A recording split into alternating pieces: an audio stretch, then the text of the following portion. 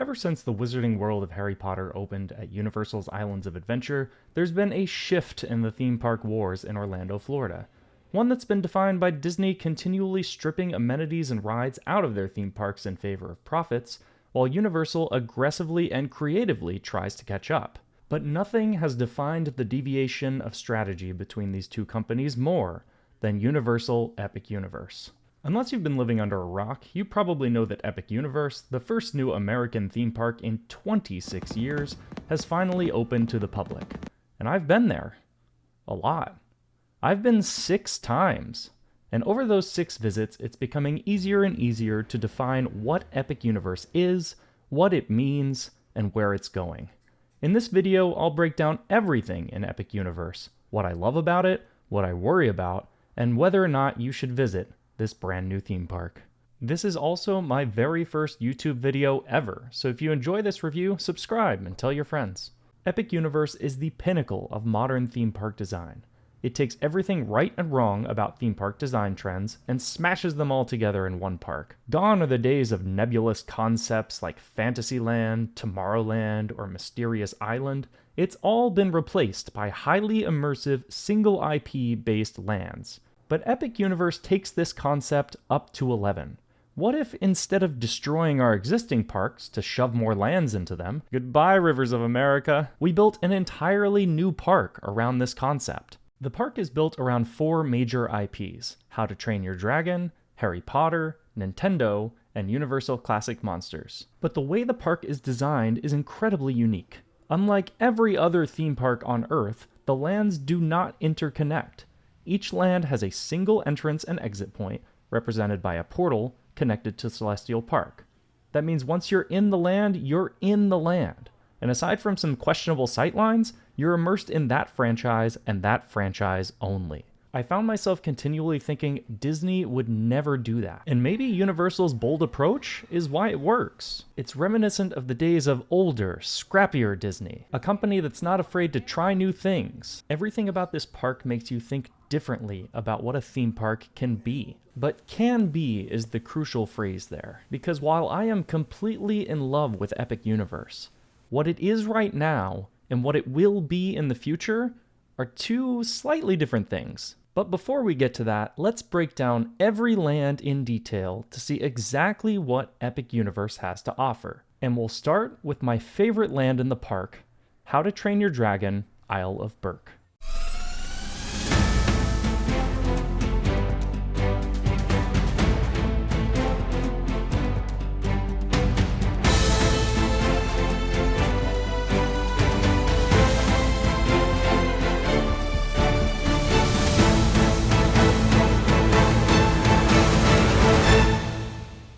Isle of Berk is a masterclass on how to build a theme park land, and consequently it feels like the most finished of the 4 IP lands in the park. From the moment you walk in, you're greeted with kinetic energy, water, and detail as far as the eye can see. And it really goes to show how much of a cheat code moving water is in your land. Looking at you, Star Wars Galaxy's Edge, this land truly feels alive with walk-around characters, a large variety of attractions, John Powell's booming score throughout the land, also looking at you, Star Wars Galaxy's Edge, and dragon animatronics. Lots and lots and lots of them. My favorite ride in the land and the headline attraction is Hiccup's Wing Gliders, an LSM launch coaster manufactured by Intamin, who also made Velocicoaster and Hagrid's over at Islands of Adventure. I really didn't expect much from this coaster, but it ended up being one of my favorite rides in the entire park. It's really well themed with multiple set pieces and on-ride audio, and packs more of a punch than you'd expect for a family coaster. In terms of thrills, I'd put it a point or 2 above Slinky Dog Dash at Disney's Hollywood Studios, but I think it's totally accessible for younger riders. The lone downside of this ride is that the queue is terrible and it's exposed to the sun. You may not want to wait very long on a hot day. The second ride is Dragon Racers Rally, an off-the-shelf Skyfly manufactured by Gerstlauer. The first time I rode this, I was not a fan. I thought it was really boring and short, and didn't really have much to offer. But once I learned that you can spin upside down on this thing, it got a lot more fun. The problem with this ride is capacity. It's an extremely low capacity ride, so the wait times can really build, and it doesn't offer express due to that. There's also a children's playground in this area, but I was a solo adult, so I didn't really feel comfortable taking a lot of video in there. Over on the other side of the land, you have the Toothless Meet and Greet, which was consistently one of the longest waits in the entire park. And believe the hype, because this was incredible. It's the best character meet and greet I have ever had in a theme park. But this too has really low capacity, so I'd actually consider it as a rope drop priority. On 2 of my days, I never saw the wait time drop below an hour, and this is with heavy capacity constraints on the park. We'll get to that later. And once again, the queue is terrible and exposed to the sun. And you'll hear me say this a lot. I don't know how people design an amusement park in Orlando, Florida, and don't build any shade. However, speaking of sun, Fire Drill is another attraction in this area. This is actually the only ride that I still have not done in Epic Universe after 6 visits because everybody told me that you get absolutely soaked. They do have drying stations, but personally I don't want to walk around with wet socks all day, so maybe do this before a midday break or you're heading back to the hotel. Over in this area, they also bring out this little Boston Dynamics dog robot that's dressed as a baby dragon, and it might be the cutest thing I've ever seen. Seriously, I would die for this thing, just look at it.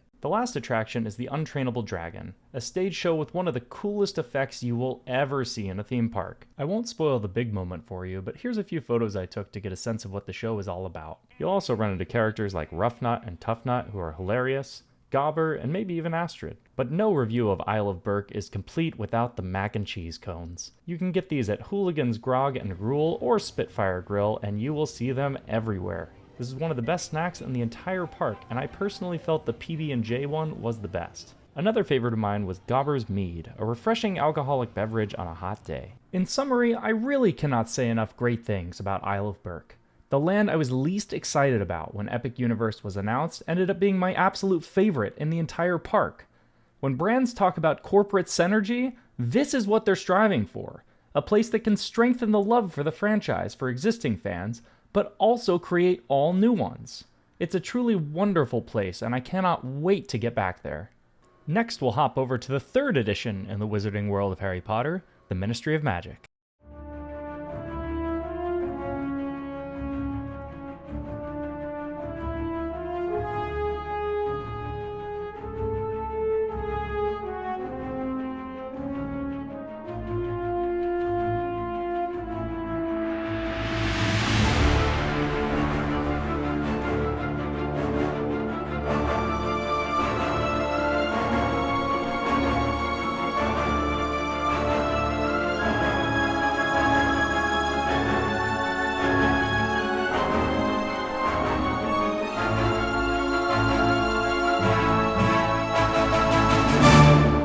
It seems like no matter how much crazy nonsense J.K. Rowling says on Twitter, people still love the Harry Potter franchise. And while it may seem weird to base an entire theme park land off of a prequel franchise that eventually got canceled, I think this land mostly works. It's basically the France Pavilion in Epcot, but built to scale and covered in magical details. Seriously, the amount of detail that went into this land is astounding. Every inch of this land is covered in advertisements, newspapers, signage, magical creatures, interactive wand elements. It's like Diagon Alley on steroids. Even the stroller parking is wildly themed. It's like the designers knew that this land wouldn't be as nostalgic as the other two, so they threw in a ton of Easter eggs to get people hooked. And it worked. During every single one of my visits to Place Cachet, it was jam-packed with people buying wands, practicing spells, and who could forget, drinking butterbeer. But unfortunately, while this land doesn't lack for detail, it falls short in a few other key areas. Namely, there isn't much kinetic energy outside of street performers, and there are only 2 attractions. A 3rd attraction was planned for this land, but it was cut late in the development process. And you really feel it, because the entire right side of the land feels like a complete dead end. There is a bar over there that we'll talk about in a minute, but it feels like a waste of space. Probably because it is. Anyways, on to the attractions. The headline attraction for the land, and you could argue Epic Universe in general, is Harry Potter and the Battle at the Ministry. The scale and lead up to this ride is unlike anything I've ever seen. You enter the ride through the Metro Flu, a sort of wizard subway system that uses flu powder to transport you from Wizard Paris to the British Ministry of Magic. And the reveal when you walk into the Ministry of Magic is insane. I cannot believe it exists. A good comparison is the Stormtrooper room on Star Wars Rise of the Resistance, but the scale is so much bigger here. The story for the ride is that you're essentially put on jury duty to go observe the trial of Dolores Umbridge. It's every little child's dream to visit the Wizarding Supreme Court, but I want to give a quick shout out to the tile work. Complete perfection. I don't know how they did it, but it is so oddly satisfying. Anyways, you make your way through the lockers and offices, meet an elf animatronic, and eventually make your way to the ride vehicle.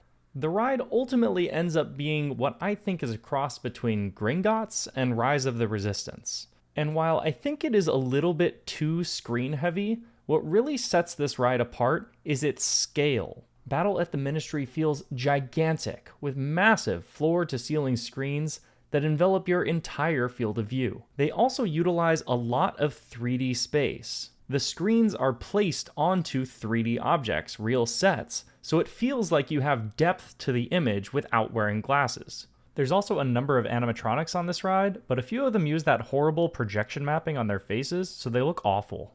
Overall, I think this ride is great, but it feels a little bit unfinished. There's a number of effects that I've heard are still not working, and it doesn't feel as thrilling as some of the other Harry Potter rides. It's fun, but as a headline attraction, I think it falls just a hair short. Popping over to the other attraction, Le Cirque Arcanu is a stage show featuring dozens of cute magical creatures and dazzling effects. This is somewhat of a hidden gem. Nobody seems to talk about it, but I think it's a really excellent stage show. It also has an incredible effect about halfway through, but unfortunately it's somewhat unreliable. I've personally seen the show stall for several minutes while that effect is getting worked on. Furthermore, the operations for getting into this show are a bit of a mess. You have to show up really early, you get loaded into a line, and then you get shoved into a warm pre-show room with everybody else for about 20 minutes. It's really uncomfortable, which is a shame because I think the show is really good. I hope they fix the operations. But the unsung hero in this land is the food. There are two restaurants in this land, Café Serene and Le Goblet Noir. Café Serene has a beautiful interior and great selfie mirror, and it's also where you'll find the butterbeer crepe, which is delicious, but it's also $20. You'll also find a variety of French cuisine here, and everything I've tried here has been excellent. However, a lot of the food names are also in French, which I can see lasting about a grand total of 2 months before they change it. Enjoy the thematic integrity while it lasts. Hopping over to Le Goblet Noir, this is also excellent. You'll find a variety of heartier foods here with a really spooky interior. I love the old-timey vibes in here. I ordered the coq au vin, which was shockingly good. I don't think I've had a chicken dish in a theme park that was this good. I also got the lavender lemonade, which is like the nectar of the gods on a hot day. I could go on and on about this space. It's so cool. It's also tucked away in a hidden alleyway, so not a lot of people know about it. Anyways, go there. It's great. The third establishment is Bar Moonshine, tucked in a little corner across from where the other attraction would have been. And to the surprise of absolutely no one, it's another hit. I tried the Old Fashioned, which was good, but fairly standard. But my favorite was the Lobe Blaster, a refreshing, color-changing, limoncello-forward cocktail. If you're not a drinker, the Akami tea is also a fantastic mocktail here. They also have butterbeer all over this land, although I found myself missing the hot version, even though it was about 1 billion degrees outside. The biggest letdown of this land, though, for me, was the merch. While they do have the upgraded wands, which can also be purchased in the old theme parks, some of the other merch was just a little bit weird, like lacy pajamas and eye masks, or a Fantastic Beast-themed apron. Does anybody really want to be a wizard cop? Is anyone gonna buy this? They also paywalled this $30 toy behind a $90 purchase. But hey, the Metro Flu stuff is kinda cool. The candy shop also felt like more of the same. You'll find the same chocolate frogs that you would in the other two lands with a few exclusive features. All in all, the Ministry of Magic Land is fantastically detailed, but a little bit short on things to do. And since it's based on the Fantastic Beasts movies, it just doesn't have the same feeling as seeing Diagon Alley or Hogwarts for the first time. However, it did make me a little bit more interested in watching those movies again, but I tried the second one and yep, it's still bad. Oh well, just give this land another ride and fix the circus pre-show, and I think we've got a hit. Next, we'll hop over to a land that's Halloween Horror Nights every night. Dark Universe.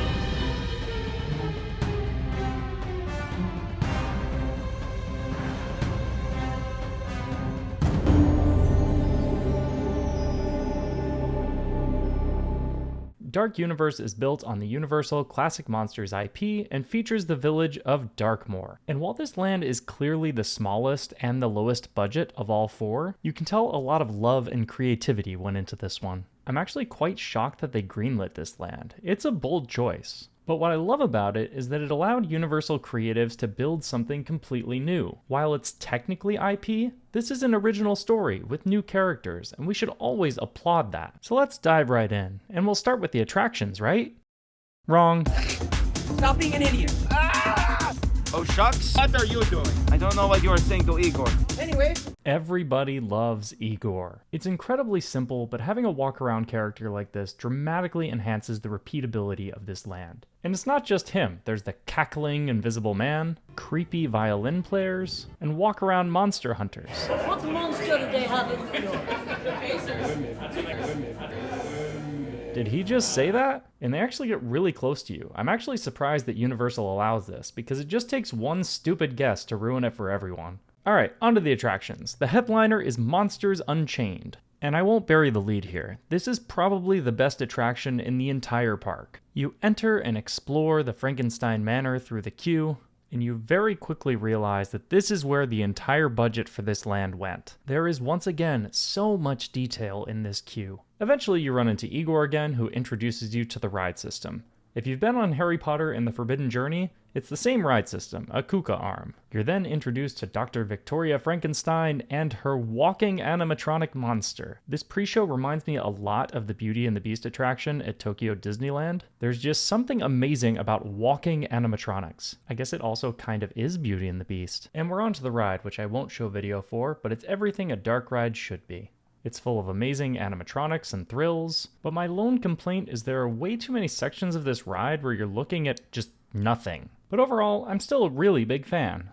Over to the other attraction, Curse of the Werewolf is Budget Cuts the Ride. This was originally supposed to be a stage show, but it was replaced with an off-the-shelf spinning coaster, and while it's kind of fun, it's a hideous eyesore with these nets around everything. While the village is great, this side of the land ends up being really ugly and dead. Pun very intended. The Burning Blade Tavern is back here, but it feels so isolated from everything else. However, I do really love the Burning Blade Tavern. The vibe is really cool, and they serve this really green mocktail in this souvenir vial. However, the star of the show is the Pimento Cheese Bites. If you have listened to nothing I've said in the rest of this review, get the Pimento Cheese Bites. Back in the village, the other restaurant is Das Steakhouse, and while this is really well themed, it was the only bad meal that I had in 6 days of Epic Universe. Other people have loved it though, so perhaps I just got a bad day at the kitchen. One word of warning is that if you do order the burger with the black bun, it has some, unintended side effects the next day. The biggest thing I worry about with Dark Universe though, is its popularity. As good of a ride as Monsters Unchained is, its wait times consistently lag the other headline attractions in the park. And while I'm hoping the reason for this is that the park is new and people just don't know, I do worry a little bit about the longevity of this land. In any case though, that's Universal's problem, not mine. Maybe this land just needs to experience the shorter daylight hours in the winter, because it is so much better at night. It's a tough sell to have Dark Universe when it's only dark outside for 1/12 of the park hours. I really hope it succeeds, because if it doesn't, we're never getting anything original ever again. Speaking of unoriginal, let's hop over to the last IP-based land in this park. Universal's third copy and paste of Super Nintendo World.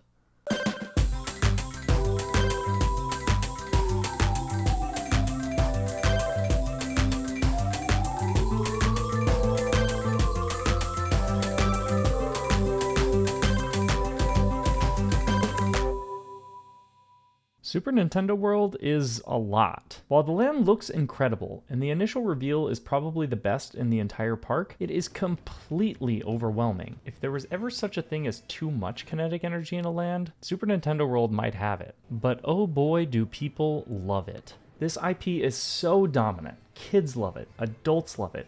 If you stand at the entrance to the land and just watch people entering, The excitement is palpable. Nearly everybody who enters Super Nintendo World immediately has that sense of childlike wonder. However, everyone in this land reminds me of the dog in Up, except instead of squirrels, it's these question mark blocks. At first it's fun, but after 10 minutes it will haunt your dreams forever. There are 3 rides in this land.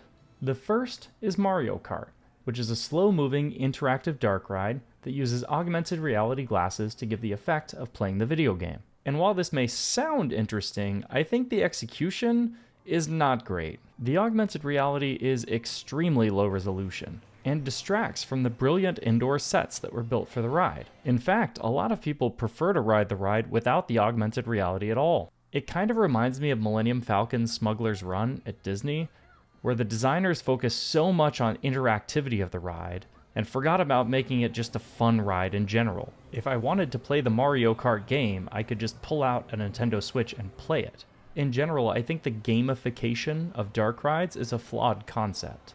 The second ride is Yoshi's Adventure, a people mover type ride offering slow, sweeping views of the land.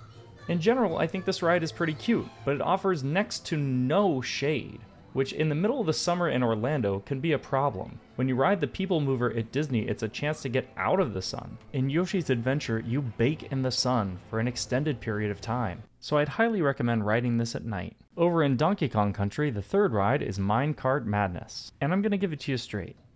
This ride kinda sucks. Conceptually, it's kind of cool because the track sits underneath a fake track, so it looks like you're going off the rails. But unfortunately, it also feels like you're going off the rails. The car is physically shaking as you're riding this ride, and it's really painful. I can say with absolutely zero hesitation that if I never rode this ride again, I would be totally fine. In fact, at the end of one of my nights, they offered me a re-ride with no wait, and I declined it. The attractions are by far the biggest negative to Super Nintendo World, but the second biggest is stairs. Holy stairs. To ride Mario Kart, you go up the escalator, and then upstairs, and then downstairs. To ride Yoshi's Adventure, you go down the stairs, and then right back up the stairs. You enter the land on the same level as Yoshi's Adventure, so I don't really understand this. And the stairs don't really bother me, but it's going to be an accessibility nightmare. Imagine the wait times for those elevators on peak days. But where this land does succeed is merch. It takes Olympian levels of willpower to not buy every single piece of merch in this land. I personally really love these neon character shirts with the Japanese letters on them, but the killer app is this Donkey Kong hat. It's called Fashion. Look it up. There's even a second dedicated Nintendo merch store outside of the land, just in case you didn't spend enough money. There's also these Nintendo power-up bands that you'll see a lot of people buying, and it turns the land into even more of a game, tracking all of your stats and stamps as you collect them throughout. In case you do feel like spending even more money, they have the DK Crush Float. This is kind of like their version of a Dole Whip. But my personal favorite treat in this land is the Yoshi's Smoothie. I got the mango flavor and it was super refreshing. So that's Super Nintendo World. Unfortunately, it's the land that I spent the least amount of time in, mostly because the attractions are not great. However, if you are a big fan of this IP, I think it's really going to deliver for you. I also did the Toad meet and greet because I caught it at a low weight, and that was super cute. Love that. So that's all 4 IP lands at Epic Universe. But what we haven't talked about yet is the bridge between all of them, the glue, and that is Celestial Park.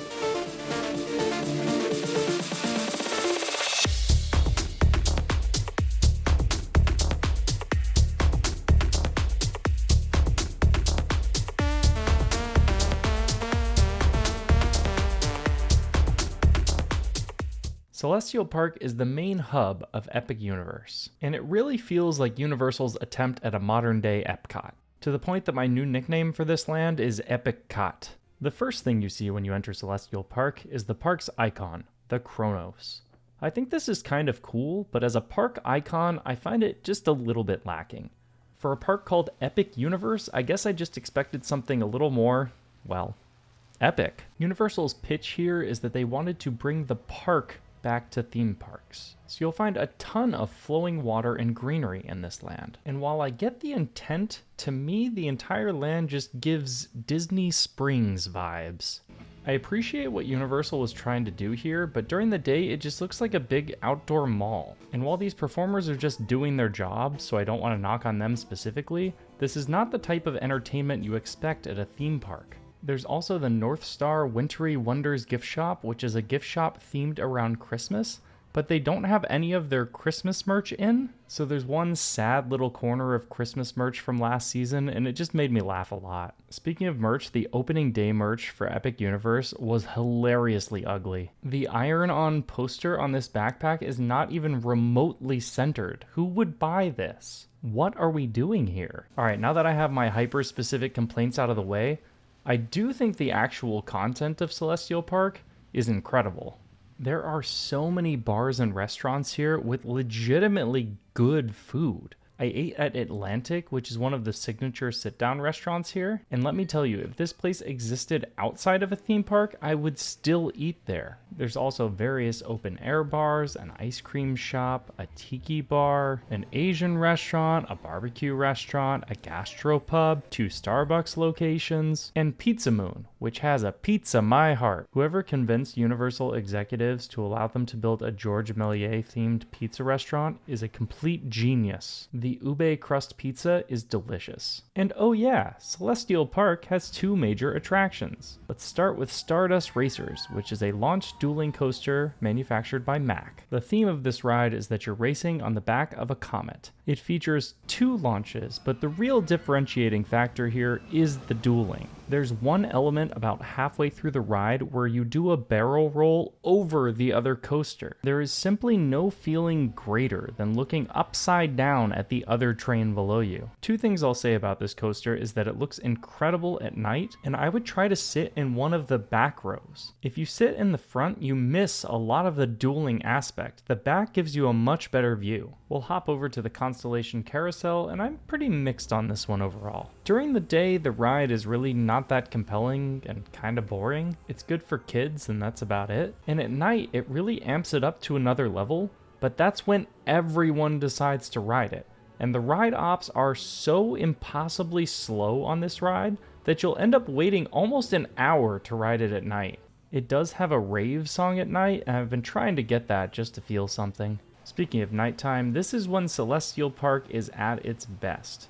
When I said it looked really plain during the day, it does not at night. The entire park is equipped with programmable LEDs, so they have this really cool fountain show that hits just before close, where quite literally the entire Celestial Park changes colors to the beat of the music. It's also insanely hot in Celestial Park during the day. I once again have no idea how you design a park with so little shade in Orlando, Florida. It feels like the surface of the sun. Celestial Park is also centered around the Helios Grand Hotel, Universal's newest luxury resort. And while this isn't a hotel review, I did stay there for all 6 of my nights because I have no self-control. And my overall thought is that luxury is a bit of a stretch. The rooms aren't great and it's a little bit bland design-wise, but the location is absolutely unbeatable. There were multiple instances where I had to go from Epic Universe to my room, and my round trip to get back into Epic Universe was less than 10 minutes. So that's Celestial Park. In summary, I think it's a land that is greater than the sum of its parts.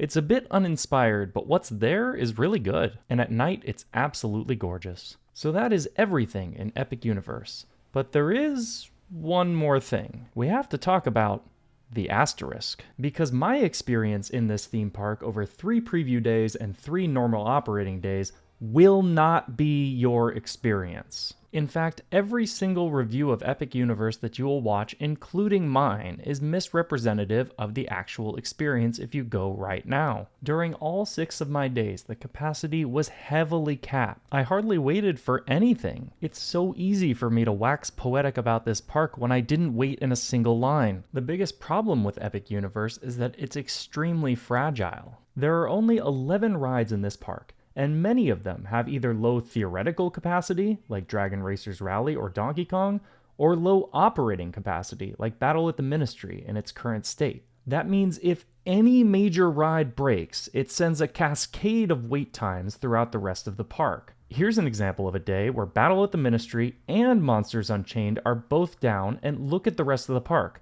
You'll end up waiting over 3 hours for Mario Kart and almost 2 for Donkey Kong. Furthermore, only 4 of these rides operate in bad weather, and in this thunderstorm, even the carousel was down. All of this means that your visit and your opinion on Epic Universe is going to more than likely come down to pure luck. If you visit on a day with great weather and none of the rides break, you're gonna love it. But if quite literally anything goes wrong, the park deteriorates very quickly. It also clearly wasn't designed with enough shade or indoor rides, so if you go on a hot day, it's going to be pretty miserable. It's that volatility that makes it extremely hard to recommend Epic Universe to normal guests during its opening season right now. If you're a massive theme park fan, have high tolerance to risk, and you get lucky with weather and operations, I think you're going to have an incredible time. But for most people, I think it's worth waiting until later this year or even next year for your first visit. I'd also avoid the summer completely, as the lack of shade, daily rainstorms, and long daylight hours will make it the absolute worst time to visit this park. But when it works, I think Epic Universe is a big hit. From a purely creative standpoint, after 6 days, I feel like it has cemented itself in the upper tier of domestic theme parks that I've visited. At the current moment, I would rather visit Epic Universe than either of the existing Universal theme parks, and most, if not all, of the parks at Walt Disney World. I can't stop thinking about it. Perhaps it's that new car smell distorting my brain, but Epic Universe really brings out the magical feeling that I used to have when visiting the Disney parks years ago. It's that elusive feeling of comfort and nostalgia that feels like it's being constantly stripped away from Walt Disney World through upcharges, park logistics, and blatant demolition.